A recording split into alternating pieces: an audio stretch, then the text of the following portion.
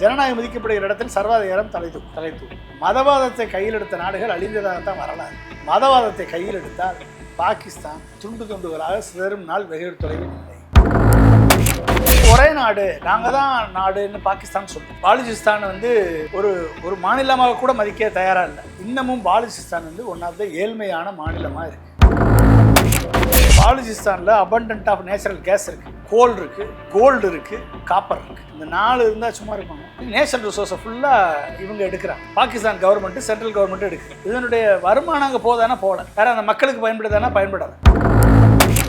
வெளி உலக நாடுகள் எதுவுமே இதுக்கு ஆதரவாக இல்லை. இந்தியாவோ இல்லை சைனாவோ ஏதோ ஒரு இல்லை மேற்குலக நாடுகளோ அந்த சப்போர்ட் பண்ணால் மட்டும்தான் அவர்களுக்கு தனி நாடு கிடைக்குமே ஒழிய இவர்கள் போராட்டத்தின் மூலமாக அது கிடைக்காது.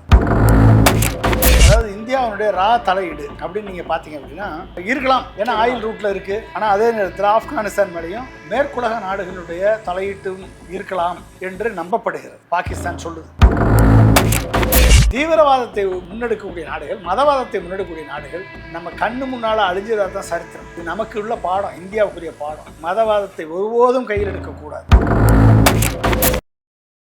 Periyar Maniammai Institute of Science and Technology, Thanjavur. The world needs you. Green Park Coaching Center, All India First Rank, 720 out of 720. Number of students joined MBBS in 2024, 1951. Green Park Coaching Center. உலக தமிழர்களுக்கு வணக்கம். இது king TV. இன்றைக்கு நம்மோடு நேர்காணலில் இணைந்திருப்பவர் அறிவியல் செயற்பாட்டாளர், அரசியல் விமர்சகர், முன்னாள் குடியரசுத் தலைவர் திரு அப்துல் கலாமோடு துணையாக உதவி செயலாளராக இருந்தவர் திரு பொன்ராஜ் அவர்கள் இன்றைக்கு நம்மோடு நிகழ்ச்சி இணைந்திருக்கிறார். சார் வணக்கம். சார் வணக்கம். கடந்த சில நாட்களாக உங்களுடைய பேச்சு வந்து சமூக ஊடகங்களில் பெரிய அளவில் பகிரப்பட்டு வந்தது. குறிப்பாக இந்த போர் காலங்களில் உங்களுடைய பேச்சு வந்து கோடிட்டு பகிரப்பட்டாங்க. சில சமூக ஊடகங்களில் உங்களுடைய பேச்சை பகிர்ந்து இது சம்பந்தமாக வந்து எழுதவும் ஆரம்பித்தாங்க. அந்த வகையில் வந்து இந்தியாவில் ஒரு பாகிஸ்தானுக்கும் இந்தியாவுக்கும் இடையில் ஒரு போர் நடந்து முடிந்த நிலையில் தற்போது பாகிஸ்தானுக்கு உள்நாட்டுக்குள்ளேயே ஒரு குரல் ஒன்று எழுந்திருக்கு. அது கலக குரலா, உரிமை குரலா சார்? பலுச்சிஸ்தானுடைய குரல். பாலுச்சிஸ்தானை பொறுத்த வரைக்கும் அது வந்து அவர்களை பொறுத்த வரைக்கும் அது உரிமை குரல். பாகிஸ்தானை பொறுத்த வரைக்கும் அது கலக குரல். நார்மலாக நீங்கள் பார்த்தீங்க அப்படின்னா இது இன்றைக்கி நேரத்து நடந்த விஷயம் இல்லை.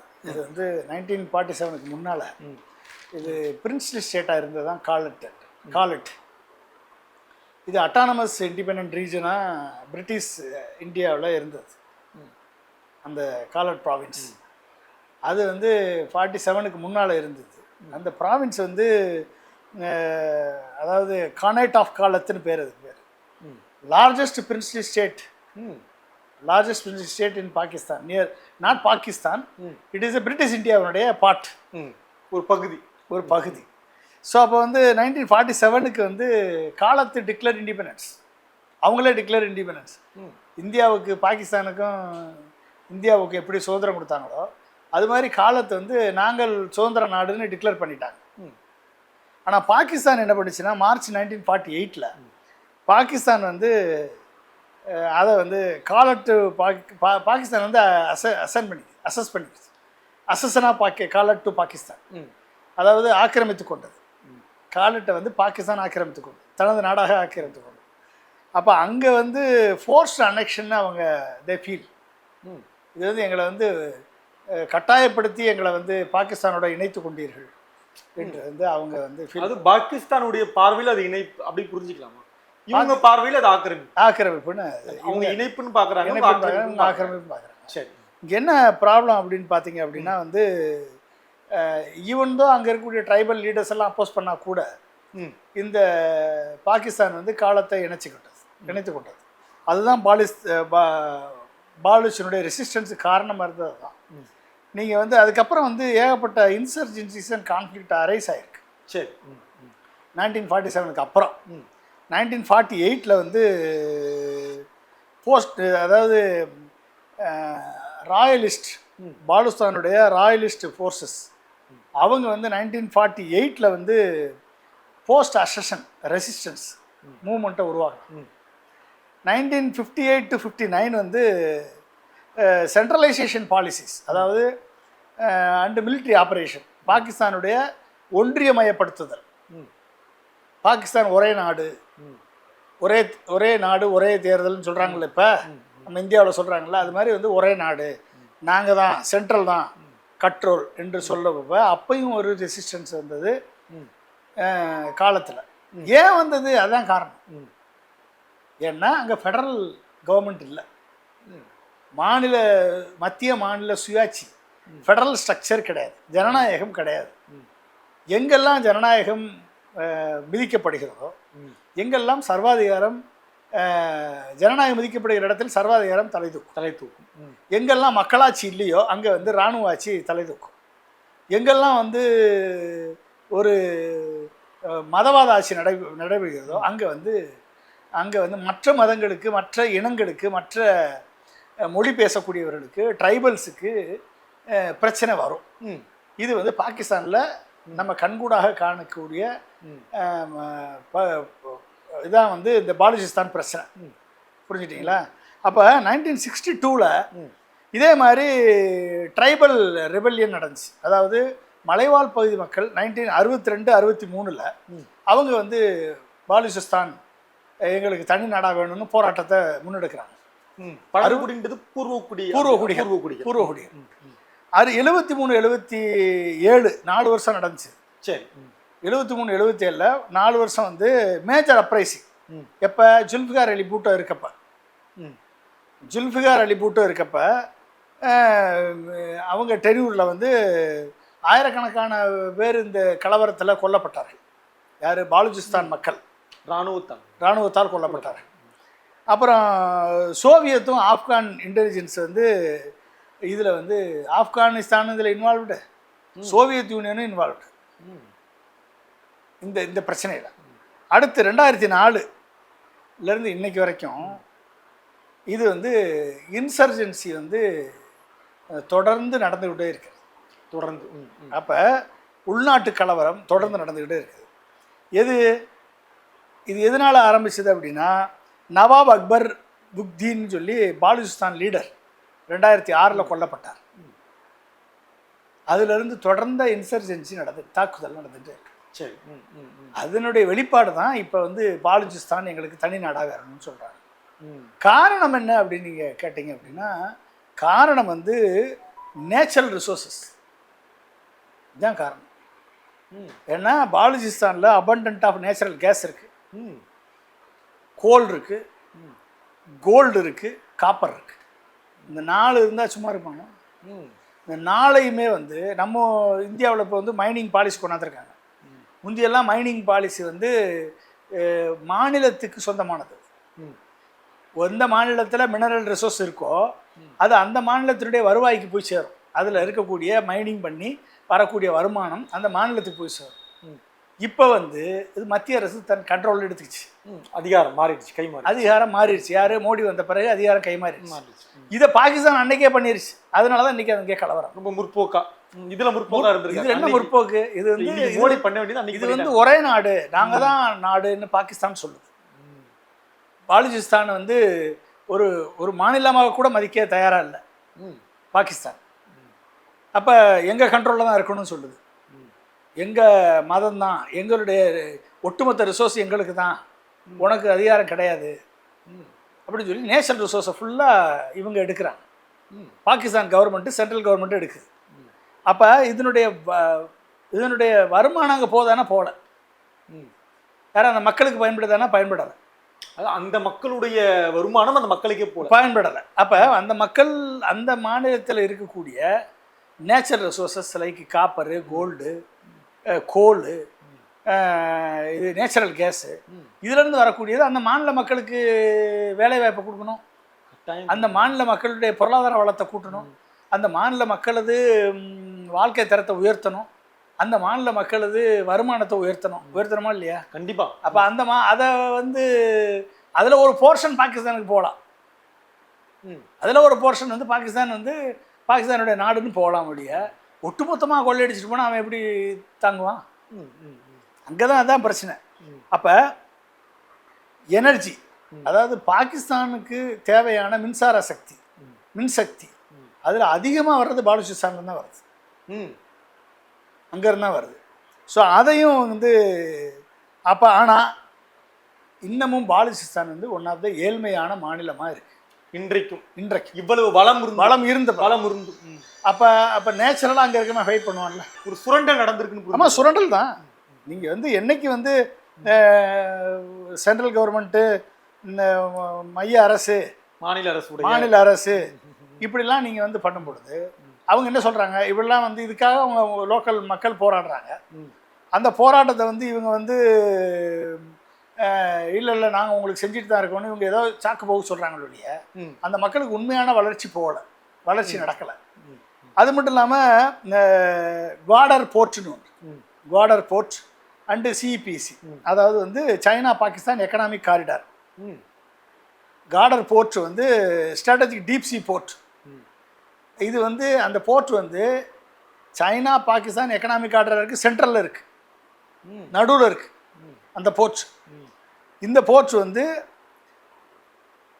இது வந்து லோக்கல் பாலிஸ்தான் மக்கள் என்ன நினைக்கிறாங்க, இதுக்கு நம்மளுக்கு சம்மந்தமே இல்லை, இதம்பாட்டில் யூஸ் பண்ணுறான், அங்கே சைனா பாகிஸ்தான் காரிடார் போடுறான், எக்கனாமிக் காரிடார் போடுறான், இதுலேருந்து எந்த வருமானம் நம்மளுக்கு வரல அப்படின்னு அவங்க ஃபீல் பண்ணுறாங்க. அந்த துறைமுகத்தாலே உங்களுக்கு எந்த லாபமும் கிடையாது. அப்போ சைனீஸ் இன்வெஸ்ட்மெண்ட் வருது, இன்மைக்ரேஷன், வெளிநாட்டிலேருந்து ஆளுங்கள் வந்து அங்கே செட்டில் ஆகுறாங்க. அப்போ லோக்கல்ஸுக்கு வேலை கிடைக்கல, லோக்கல்ஸு வருமானம் உயரலை, லோக்கல்ஸுக்கு கான்ட்ராக்ட் கிடைக்கல, லோக்கல்ஸுக்கு வந்து வளர்ச்சி நடக்கலை. நீங்கள் சொல்கிறது லோக்கல்ஸ்ன்றவங்க அந்த அந்த பாலுசிஸ்தான் மக்கள் இன்க்ளூடிங் பூர்வகுடின்னு வச்சுக்கோங்களேன், இன்க்ளூடிங் பூர்வகுடி, அவங்களுக்கு எதுவும் நடக்கலை. அப்போ இது மட்டும் இல்லாமல் இது ஈரான் ஆப்கானிஸ்தான் பார்டரில் இருக்குது. அது போதுமே. Iran Afghanistan border close to strait of Hormuz, virtual global oil route. Virtual global உலகத்தினுடைய எண்ணெய் கப்பல்களை ஏற்றுமதி செஞ்சு எண்ணெய் கப்பல்கள் போயிட்டு வரக்கூடிய ரூட்டுக்கு பக்கத்தில் இருக்குது. இத்தனை இருந்தும் அந்த மாநிலம் வந்து புறக்கணிக்கப்பட்ட மாநிலமாக இருக்குது. அப்போ அந்த மக்கள் போராடத்தானே செய்வாங்க, போராடும். அப்புறம் வந்து இந்த பொசிஷன் தான், இந்த ஸ்ட்ராட்டஜிக் லொக்கேஷன் தான் சைனாவுக்கு இம்பார்ட்டண்ட்டு, அமெரிக்காவுக்கு இம்பார்ட்டண்ட்டு, இந்தியாவுக்கு இம்பார்ட்டண்ட்டு, கல்ஃப் கண்ட்ரிஸ்க்கு இம்பார்ட்டண்ட் ஆயில் ரூட். அப்போ இது எல்லாத்தையும் வந்து இந்த மாதிரி வந்து சுச்சுவேஷன் நடக்கிறதுனால பாகிஸ்தான் வந்து பாராமிலிட்ரி ஃபோர்ஸஸை டிப்ளாய் பண்ணி அவங்கள அடக்குறாங்க, அந்த போராட்டத்தை அடக்குறாங்க. போராட்டம் தொடர்ந்து அடக்கப்படுது. என்ஃபோர்ஸ்டு டிஸப்பியரன்ஸ், அதாவது திடீர்னு குரூப்பை காணாமல் இருப்பேன். ஒரு நீங்கள் எதிர்த்து போராடிட்டு இருக்கீங்க, உங்கள் குரூப்பே திடீர்னு காணாமல் போயிடும். உங்கள் குரூப்பே இருக்க மாட்டேங்க, நாளைக்கு ஒட்டுமொத்தமாக அழிச்சு எங்கேயா கொண்டு காலி பண்ணிடுவானா, என்ன பண்ணிடுவான்னு பாகிஸ்தான் ராணுவம். ஆமாம், எக்ஸ்ட்ரா ஜுடிஷியல் கில்லிங்ஸ், அதாவது எதுக்கு கொன்னா, எப்படி கொன்னா, அதுக்கு நீதி பண்ணுற தண்டனை எதுவுமே கிடையாது. செலக்டிவாக கில்லிங் பண்ணுறது, டார்ச்சர் பண்ணுறது, இது எல்லாம் நடந்துக்கிட்டு இருக்கு. ஃப்ரீ ஸ்பீச் கிடையாது, ஜேர்னலிசம் அங்கே ஃப்ரீ ஜேர்னலிசம் கிடையாது, எல்லாமே கண்ட்ரோல்டு பை பாகிஸ்தான். அப்போ இதெல்லாம் தான் வந்து அவங்களுக்கு வந்து ஒரு சிவிலியன் ப்ரொட்டஸ்ட்டுக்கு வித்துடுது. அவங்க வந்து தொடர்ந்து போராடிட்டே இருக்காங்க. அப்போ இந்த போராட்டம் வந்து அவங்களே ஒரு மூமெண்ட் வர ஆரம்பித்தாங்க. பாலுச்சிஸ்தானுடைய மிஸ்ஸிங் பர்சன் கேம்பெயின் ஒன்று ஆரம்பித்தாங்க. பாலுச்சிஸ்தானில் காணாமல் போனவர்களை கண்டுபிடிக்கிறதுக்கு ஒரு கேம்பெயின் மூமெண்ட்டை ஆரம்பித்தாங்க. போராட்டத்தில் ஈடுபட்டவர்கள்லாம் பாதி நேரத்தில் காணாமல் போனவர்களை தேடுறாங்க. ஆமாம், சிலோனில் வந்து வெள்ளை வேனை வந்து தூக்கிட்டு போகும்ல இலங்கையில், அது மாதிரி அந்த மாதிரி வந்து இதெல்லாம் வந்து நடந்துகிட்டே இருக்கு. அப்போ இந்த இதெல்லாம் வந்து ஃபாரின் பாகிஸ்தான் என்ன சொல்கிறது, இந்தியாவுடைய இதில் தலையீடு இருக்குது. அது உண்மையா சார்? இன்றைக்கி கூட இந்தியாவுடைய தலையீடு இல்லாமல் இந்த அளவுக்கு வேலை செய்ய முடியாது. அதாவது இந்தியாவுடைய தலையீடு அப்படின்னு நீங்கள் பார்த்தீங்க அப்படின்னா இருக்கலாம். ஏன்னா ஆயில் ரூட்டில் இருக்குது. சரி, இந்தியா வந்து பாகிஸ்தான் வந்து எப்படி நம்மளுக்கு டென்ஷன் கொடுக்குதோ, பாகிஸ்தான் ஆக்குபைடு காஷ்மீர், ஜம்மு காஷ்மீரில் பாகிஸ்தான் நம்மளுக்கு டென்ஷன் கொடுக்குது. இப்போ அவர்களுக்கு கொடுக்கலான்ற லெவலில் இருக்கும் வழியே ஃபுல் ஃப்ளெஜ்டாக பண்ணுவாங்களா, இந்தியாவிலேருந்து பண்ணுவாங்களான்னு எனக்கு தெரியல, எந்த அளவுக்கு இது உண்மைன்னு தெரியல. ஆனால் அதே நேரத்தில் ஆப்கானிஸ்தான் மேலேயும் மேற்குலக நாடுகளுடைய தலையீட்டும் இருக்கலாம் என்று நம்பப்படுகிறது. பாகிஸ்தான் சொல்லுது, வெளி உலக நாடுகள். அப்போ வந்து ஆப்கானிஸ்தான் வந்து இதில் தலையிடுது, ஆப்கானிஸ்தான் இதுக்கு வந்து பாலுச்சிஸ்தான் தீவிர பாகிஸ்தானுடைய போராட்டக்காரர்களுக்கு சப்போர்ட் பண்ணுது, பெரும் உதவியாக இருக்கிறது, பெருமுதவியாக இருக்குது, ஃபண்டிங் பண்ணுறாங்க, மிசைல் கொடுக்குறாங்க, ஆர்ம்ஸ் அண்ட் அம்யூனிஷன் கொடுக்குறாங்க, இப்படிலாம் வந்து இதெல்லாம் பாகிஸ்தானுடைய குற்றச்சாட்டு. அதில் உண்மையும் இருக்கலாம், சிலது வந்து நம்ம பொய்யும் இருக்கலாம், சொல்ல முடியாது. அப்புறம் வந்து அவருடைய ஒரு இந்தியன் நேஷனில் ஒருத்தர் அரெஸ்ட் பண்ணியிருக்காங்க. அவர் பேர் வந்து குல்புசான் ஜாதவ்னு அவர் வந்து ஒரு எவிடன்ஸாக சொல்கிறாங்க இந்தியாவுடைய தலையீடு இருக்குன்னு சொல்லி. இவரை பிடிச்சிக்கிட்டு அவங்க சொல்கிறாங்க, நம்ம வந்து இந்தியா வந்து ஹியூமன் ரைட்ஸ் வயலேஷன் உங்கள் ஊரில் நடக்குது அப்படின்னு நம்ம பாரத பிரதமர் வந்து பேசியிருக்காரு. மோடி வந்து உங்கள் ஊரில் வந்து மனித உரிமைகள் மீறப்பட்டதாக ஆமாம், போராடுறவங்களெல்லாம் நீ வந்து அரெஸ்ட் பண்ணுறீங்க, போராடுறவங்களெல்லாம் வந்து ஆளை காணோம், போராடுறவங்கள எக்ஸ்ட்ரா ஜுடிஷியல் கில்லிங் பண்ணுறீங்க அப்படின்னு சொல்லி பிரதமர் வந்து நம்ம மணிப்பூரில் நடக்குதா இல்லையா, நம் நாட்டு பிரதமர் உத்தரப்பிரதேசத்தில் நடக்குதா இல்லையா, அதே மாதிரி அங்கே உங்கள் ஊரில் நடக்குது அப்படின்னு சொல்லி அவர் சொல்கிறார். யார்? பாரத பிரதமர் நரேந்திர மோடி சொல்கிறார். 2016 அவர் வந்து இன்டர்நேஷ்னல் ஃபோரத்தில் சொல்கிறார். ஸோ அப்போ என்ன அப்படின்னா, யுனைடெட் நேஷன் பாடிஸ், வெளி உலக நாடுகள் எதுவுமே இதுக்கு ஆதரவாக இல்லை. பாலுச்சிஸ்தானுடைய போராட்டத்துக்கு ஆதரவாக இல்லை. சரி, அவர்களுக்கு இது ஒரு மேட்டரே கிடையாது. As long as Pakistan is taking the resources, mineral எடுக்குது, காப்பர் எடுக்குது, கோல்டு எடுக்குது, எடுத்தால் அதுக்கு மேட்டரே கிடையாது. அப்போ வெளிநாட்டிலிருந்து இந்த போராட்டத்தை முன்னெடுக்கக்கூடிய பாலுச்சிஸ்தான் லீடர்களுக்கு யூரோப்பியன் யூனியனும் யுஎஸும் சப்போர்ட் பண்ணுதுன்னு பாகிஸ்தான் குற்றச்சாட்டு சொல்லுது.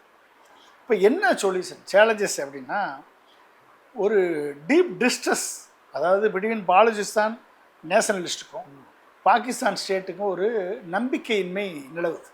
சரி, அதை முதல்ல சரி பண்ணணும். ரெண்டாவது ஃபெடரல், அதாவது ஸ்ட்ரக்சர், அதாவது ஒரு தன்னாட்சி பெற்ற மாநிலமாக பாலுச்சிஸ்தானை அனௌன்ஸ் பண்ணால் அவர்கள் மினரல் ரிசோர்ஸஸ் அவர்களுக்கு அந்த உரிமையை அவர்களுக்கு கொடுத்தா, அங்கே டெவலப்மெண்ட்டை கொண்டு போனால், வளர்ச்சியை கொண்டு போனால் கண்டிப்பாக வந்து பாகிஸ்தானோட இன்டெக்ரல் பார்ட்டாக பாலுச்சிஸ்தான் தொடரும். அது நடக்கலைன்னா இந்த பிரச்சனையை தொடர்ந்து கொண்டே இருக்கும்.